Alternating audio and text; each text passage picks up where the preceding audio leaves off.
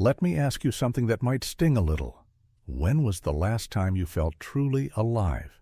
Not just breathing, not just going through the motions, but alive in a way that made your heart burn with purpose. Maybe you can't remember. Maybe most of your days blur together into routines of work, screens, and distractions. If so, you're not alone. Millions of us are caught in the quiet trap of existence, where we live, but barely. And the question that lingers beneath the surface is terrifying. Is my life actually worth living? This isn't just a modern crisis. The Stoics, over 2,000 years ago, wrestled with the same fear. Marcus Aurelius, the Roman emperor, wrote in his journal, "You could leave life right now. Let that determine what you do, say, and think." For him, the urgency of death wasn't a reason to despair, but to wake up, to actually live instead of existing in a haze. But how do you know if you're alive in the way that matters? Let's break it down. Think about your mornings. Do you wake up with a sense of direction, or do you wake up already tired of the day ahead? Nietzsche once said, "He who has a why to live can bear almost any how." In other words, without a reason, without something bigger than mere survival, life dissolves into emptiness. We binge shows, scroll endlessly, and chase meaningless comforts, not because we love them, but because we're trying to fill a void. And that void is purpose. Here's the uncomfortable truth. Existing means being carried by the current. Living means choosing where to swim. Existing is about avoiding pain. Living is about embracing meaning, even when it hurts. Let's tell a story. Imagine two men. The first wakes up, checks his phone, rushes to work, complains about traffic, and comes home to collapse in front of a screen. He repeats this cycle for years. He doesn't question it, he doesn't challenge it. He exists. The second wakes up, still checks his phone, still faces traffic, still goes to work. But he frames his day differently.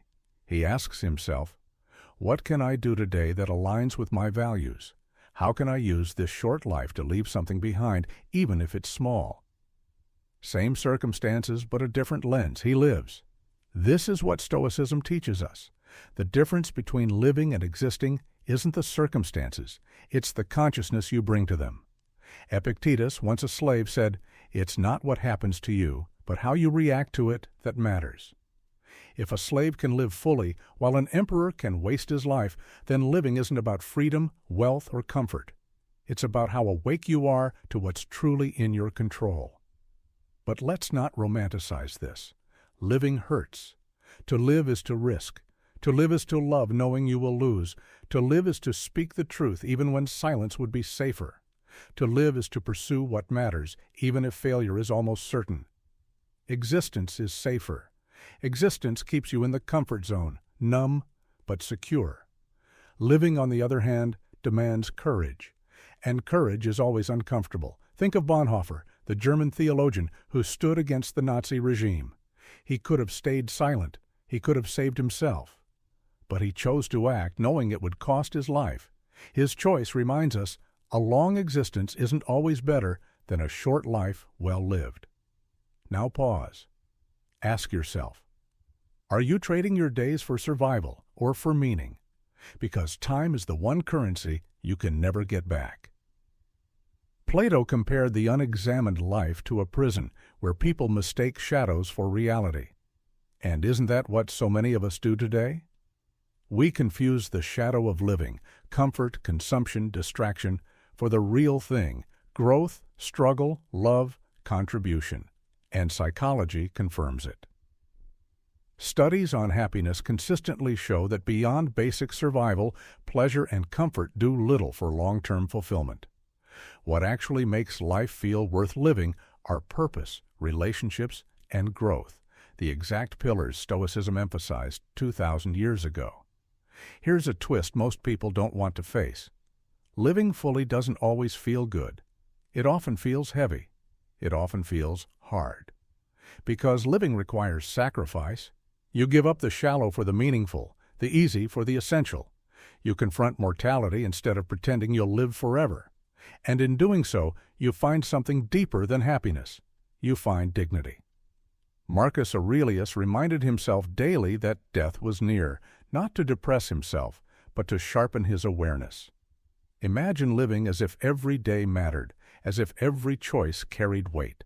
Imagine how much more awake you'd be to the people around you, to the beauty you overlook, to the courage you bury. Let me give you an example. Picture yourself on your deathbed. You look back on your life. Do you think you'll wish you scrolled more, binged more, bought more? Or will you wish you risked more, loved more, stood for something bigger than yourself? Living is about what your deathbed self would thank you for. Existing is about what your distracted self demands right now. The Stoics knew this. That's why they trained their minds to see life through the lens of impermanence. Because when you remember you could die tomorrow, suddenly the petty fears and distractions lose their grip. Here's the paradox. The more you cling to life, the less you live. The more you embrace death, the more alive you become. Because death strips away illusions. It shows you what matters: love, courage, wisdom, truth. Everything else is noise. But let's bring this closer to you. Look at your last week. Did you live it, or did you let it slip through your fingers? Did you do something that scared you, something that mattered, something that reflected your deepest values? Or did you distract yourself into numbness? This is not judgment, it's a wake-up call. Because the truth is, no one else can live your life for you, not your parents, not your boss, not your friends. If you don't claim your life, existence will claim it for you, and maybe this is the harshest truth. Most people will die having only existed. They'll leave behind a trail of routines, consumption, and comfort, but little that truly mattered. The world will forget them. And perhaps that's fine, unless you want more. Unless you want to die knowing you burned, even if briefly, instead of fading quietly. So, how do you know if you're living? You know by the tension in your chest when you take risks. You know by the discomfort of growth. You know by the depth of your relationships. You know by how aligned your choices are with your values. Living is felt in the moments you're terrified, but still choose meaning over comfort. Here's the final thought I'll leave you with. You are dying right now. Every second, every breath is a small death. The only question that matters is this: are you spending that death in existence or in life? Because one day, sooner than you expect, your time will end. And when it does, you'll either whisper, "I merely existed," or you'll smile and say, "I truly lived."